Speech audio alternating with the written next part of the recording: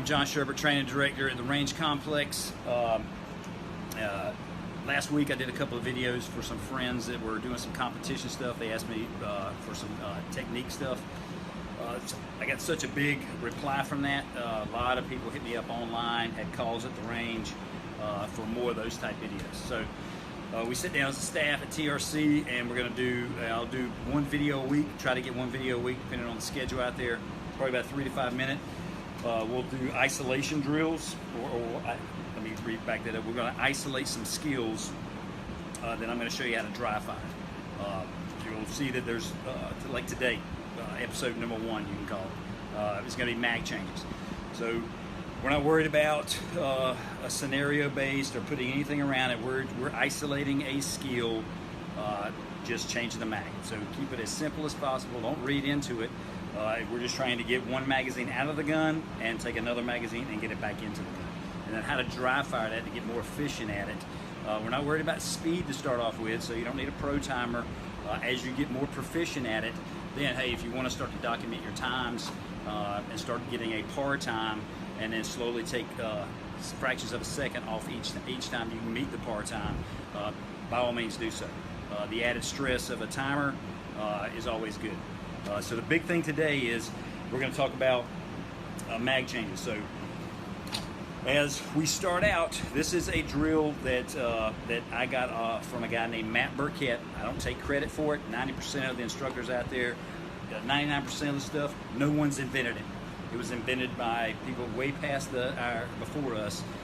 What has happened in the leading up till now is we've developed better ways, more efficient ways to perform those drills, which and a lot of instructors out there are doing it. So big thing here is this is the way I do it, and I'm going to show you how I progress into doing it with a slide lock. So I start out with the slide just like it is now, in battery, and I can squeeze the trigger. The gun is unloaded. So the big thing with the Burkett reload is you're on target, and all I'm doing is I'm just slow rolling. Don't try to go fast. You're going to try, and I'll talk you through the isolation piece of it. So from here, there's a lot of things that are going on. It's just not I'm throwing a magazine in the gun and getting the gun back on target. So from here, always, no matter what, you have to get the magazine out of the gun. I don't start with the magazine in the gun. I can get more reps. So if every time I'm starting with a magazine in the gun and I got to drop the magazine, as I do a reload, I got to reach down and pick that magazine up. I am looking at getting as many reps in as possible in a short amount of period of time. It's difficult for people to get dry firing every night into their schedule. But if you take 3 to 5 minutes or one drill and do it 3 to 5 minutes at a time, take a quick break, 3 to 5 minutes at a time, and then you're done. Maybe 15, 20 minutes a night. So the big thing is I start out with no magazine in the gun so I can burn more reps. So the gun is on target.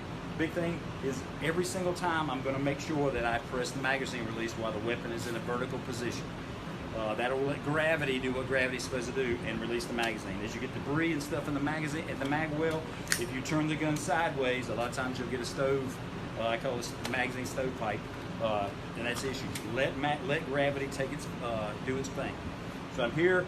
I'm going to always press the magazine as soon as I feel slide lock, whatever's going on that caused me to say I need to change magazines. From here, I'm driving this hand down. The gun is still in the vertical position. At the same time, this support hand is coming down to the magazine. I'm depressing the mag release in the vertical position. This hand comes down. The first thing I'm trying to feel for is the mag, the base of the mag on the, I call that my chicken wing, this thumb and then the web of the hand there. I'm going to feel that, then I'm going to allow my hand to come down. My index finger goes to the outside of the mag well, so when I pull the magazine out, now I have a pointer. Everybody's natural ability, you can point at something easily. So that is going to be my pointer to the mag well. So as I'm coming down, I'm going to do it nice and slow. I release the magazine in a vertical position. I'm coming up, I'm rotating the gun, and I'm pointing this index finger at the mag well.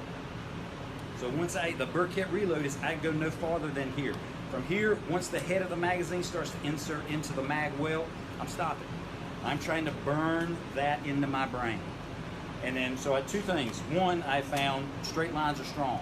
The magazine likes to go based off arm size, your body composition, it likes to go in a straight line here. The more we try to catch the the firearm back here or farther out here, now we're moving the mag to the mag well. I hope you kind of understand that. I've learned it through dry firing and just doing the technique. But anyway, so I'm here. I'm going to release the magazine in vertical position, index finger on the outside. I'm canning the firearm, and my eyes are on the target right till here. And then at that last second, my eyes come off the target, because this is the most critical position or critical point of it. Obviously, we're not out here because now I'm fishing out here. It's very inefficient. We're trying to be very efficiency equals less time. So from here, I call this my rail. The firearm is staying up here in my workspace, and it's like I use the front sight as a reference point. The front sight is basically staying in the center of the target. So as I'm bringing the firearm back, the front sight's still in the middle of the target, and right at the last second, when I'm right here, my eyes rotate down, and then the magazine gets inserted.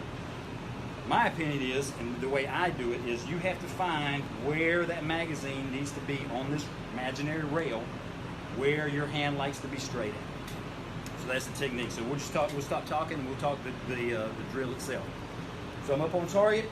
As soon as I say, hey, I need to conduct a reload for whatever reason, I'm going to break the gun. This hand is going with my hair on fire as fast as I can to the mag wheel. I'm releasing the magazine in a vertical, the firearm's in a vertical position. And then from here, I come up and I'm stopping. So I'm going to run it 5 times like I dry fired at night. I'm here. I stop right there. Back on target.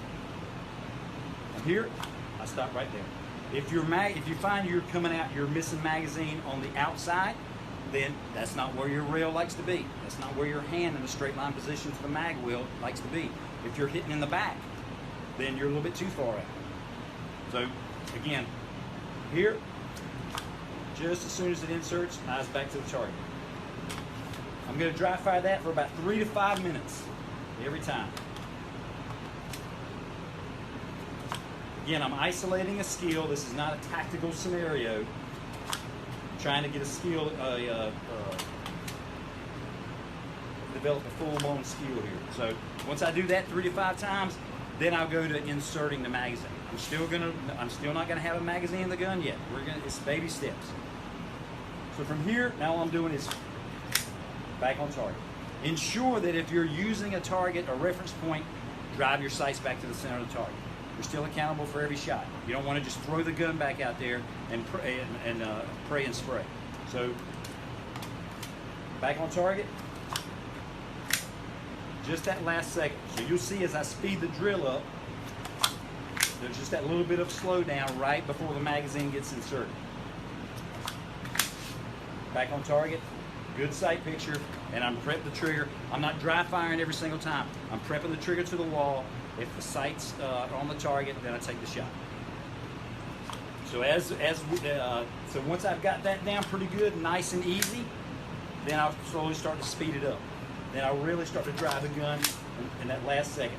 Then, if you feel something that was wrong, like right then, I missed my grip, I'm way out here on the front. So back up. If you make a mistake, analyze the mistake, and then back up, slow it down, kind of like we teach with marksmanship. Speed up till my shot group starts getting wide, slow down to bring it back in.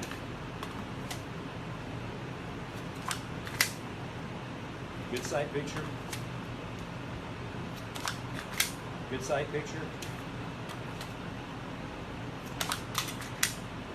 What happened there? I was a little bit too far back. I hit the back of the magazine wheel. Analyze every mistake you make. You're accountable for every mistake you make, just like you're accountable for every round that goes down range. So once I get that, I'm trying to make the video as short as I can. Once I feel good with that, now I'm going to insert a magazine. And then now I will make sure that I'm drilling into my brain that all these little dry fires where I've been attempting to drop the magazine in a vertical position, I'm actually doing it now. So I'm here. Now these are the ones, this is where it starts to take time, unless you've got a row of, you're a USPSA shooter and you've got 6 or 7 mag. Sit back here.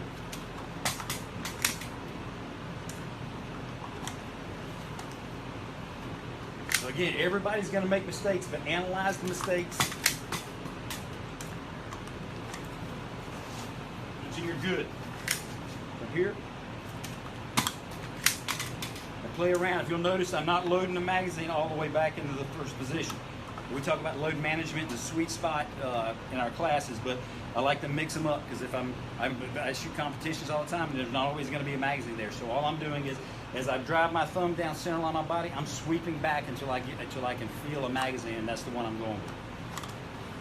All right, so once I'm good with that, and I feel I'm starting to find that on the rail, that 45 degree, just a slight cant in the firearm, to where now I have a slight cant, and I'm trying to get the mag well lined up with that line it likes to go on. That's all I'm doing, is finding out how far this elbow needs to bend, how much cant I need, and you do that through dry fire. Everybody is different. Everybody's different on how they like it. I just don't recommend way out here and now you're fumbling. It's very efficient to try to, with an arm lock position, trying to find the mag well out there. So once I get there, now you can add into your technique how you drop the slide. So for me, my hands, my meat hooks are big enough to where as soon as I drop the gun in a vertical position and I start to cant the gun, my thumb automatically goes to the slide release. So from here, I'm going to load the mag. Here, I'm back on target. Good sight picture. If you're running, if you're a law enforcement officer and your agency says, hey, you have to use slingshot, or that's just the technique that you're really good at, not a problem. You just got to make sure that you use a dummy round, which I highly recommend getting dummy rounds. Brownell sells them very cheap. Get 50 of them very cheap. Because what ends up happening is, if I have an empty magazine in here and I go to use the slingshot, as I'm coming in and I load my new magazine, the magazine slide's not going to release. So use a dummy round if you're using the slingshot technique. For those of you who don't have big mitts like me, there's a couple of different ways you can do it. And we'll talk about, I won't go into left-handed for lefties, easy way to do it. Now obviously if you have ambi-safe, like new Glock Gen 5s have ambi everything on them. But if you have a Gen 4 or below, don't have ambis, we can talk about that in a future class or a future video. So from here, I'm here. So if I have small mitts, there's one technique where you can come in, load, and then as I'm driving the gun back out, getting my grip, my support hand thumb releases the slide. Again, there's no magic pill that you're going to take the blue pill, take the red pill, to where in one day you're going to figure this, become a master at it. Notice I never catch the round in my hand. I always release the round, pick it up off the ground. So for the slingshot, again, if once the slide's released, for those who like the thumb release with the support hand, again, as I'm coming in, I'm driving the gun up, I'm catching that reference point on the index finger, releasing the slide with that hand. You got to dry fire. You got to discipline to dry fire every night. For the slingshot, so I'm up here, drop, back on target. So that was a quick one, man. The big thing is just go through the steps, train in progression. Don't try to go too fast up front. For me, the Burkett reload has helped me tremendously. It's given me, it's isolated all the little movements that go into that big one skill of reloading the gun, getting one magazine out of the gun and not. I try to make it as short as possible. Hit me up, right down on the bottom if you like it. If you don't like it, if there's other subjects you want to cover, we're going to cover it. I'm just kind of brainstorming now of what stuff that I can get into a 3 to 5 minute video. Again, these are isolation drills to develop a skill, not scenarios. We're not talking about tactics. So write us up, hit us up if you like the video. If you want anything else, John Sherb, TRC.